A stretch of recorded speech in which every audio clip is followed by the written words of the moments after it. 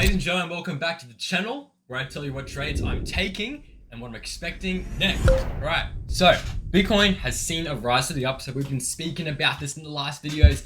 It's been something we've been addressing. Specifically, the level I was looking at was this high here, taking out this liquidity peak that we were forming over here, which had 1, 2, and 3. Well, that was specifically when we took it out. And in the last video, I was telling you why I'm expecting higher because we had the sweep of the highs, which we can see right over here. Yet price was holding up relatively well, and we were seeing the order flow suggest that price was going to rise up. Why? Because we had a lot of positions that were short here, and usually the market likes to take them out, and that's what we're seeing right now, okay?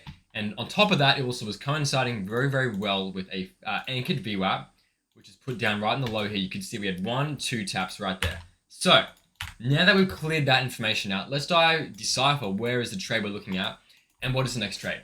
Now, as you know, in the last few videos, I'm in spot long positions. So spot just means I'm holding the underlying asset, and that's been known since $86,000. Now we're at $91,000. So in total, that's a 5% increase. Now, I've taken a little bit of profits from that. Now I want to tell you where I'm looking at for a short trade or a hedge short, nonetheless.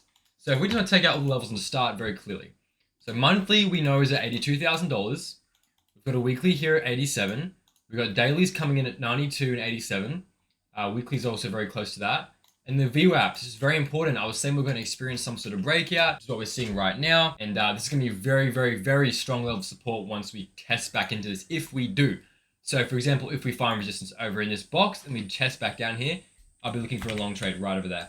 Now, specifically for resistance, we have a very, very solid fair value gap here.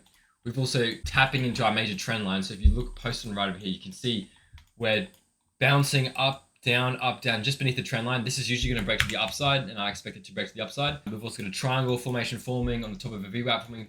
Trading beneath resistance usually means we break to the upside. Order flow is also suggesting slightly that you would expect that. You've got a lot of longs, you've got a bit of shorts, you've got some shorts. So overall, this range is actually very neutral, so there's nothing that stands out too much for this range. So that's not very much of a concern. And regarding the volume profile for this little range we've got, we're balancing the point of control. So really, if we can get above the POC, trade, ping off the value high and bounce back off the POC, that's bullish for the next upside. But if we push and reject from here and go down and break this low, downside's coming from this level. That means this pivot right over here would be the top of this local region in terms of our local resistance.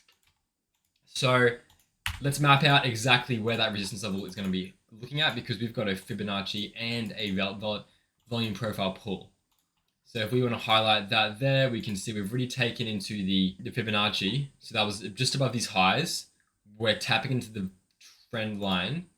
So this has a chance at being the top for this local pivot, right? What I mean by local pivots are examples like a pivot here, pivot here, pivot here, pivot here.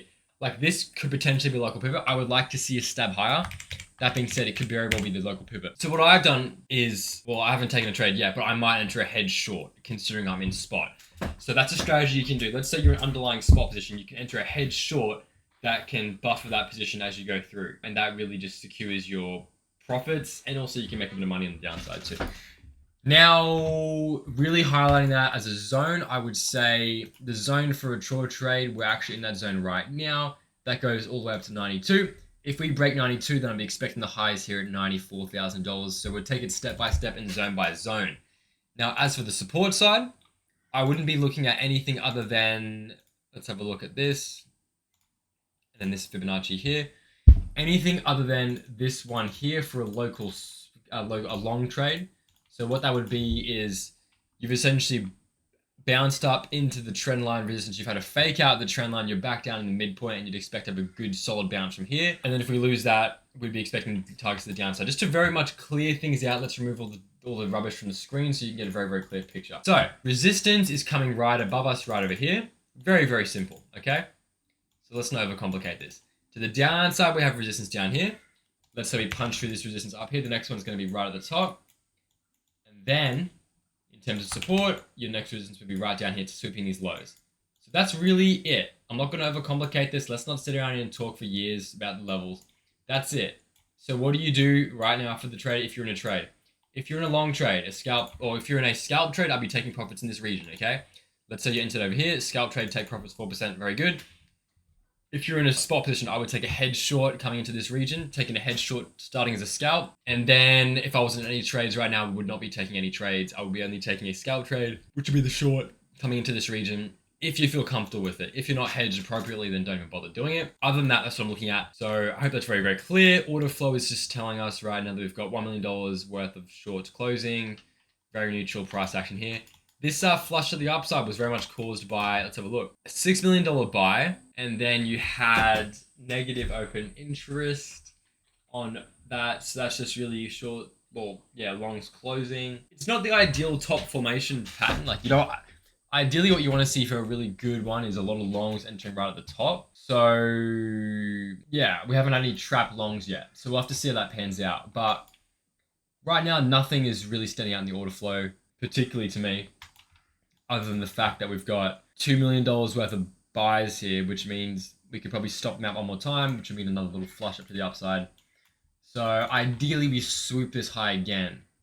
But I'm not going to say it's going to happen because we're already in the level of resistance. So if you are in hedge short, hedge long, if you're in spot longs, I would already start laddering into little hedge shorts just to scalp. And then your invalidation for that would be 92. You don't lose any money doing that. You just bank profits. Like, it's just profit taking essentially. So instead of closing your spot position. Other than that, I hope that's very, very clear. What I suggest to you guys is subscribing to my channel on YouTube and then go to the channel, subscribe, post notifications on, click one of the videos. Alright, go to the links down below. We have all the links for the WEEX, Bybit. You can follow them there. Follow the streams on the Moon Show. That's down over here. I think the next one's in a week from now. And then we've got the monthly macro updates, which is down over here. And then on this channel, Isaac Macro, I'm going to be doing updates on thinking models, systems modeling, feedback loops mastery, and trends and macro related things. So without further ado, I'll catch you guys in that update. And for now, have a good day, blessed day. God bless ya. 2026 is going to be a good year.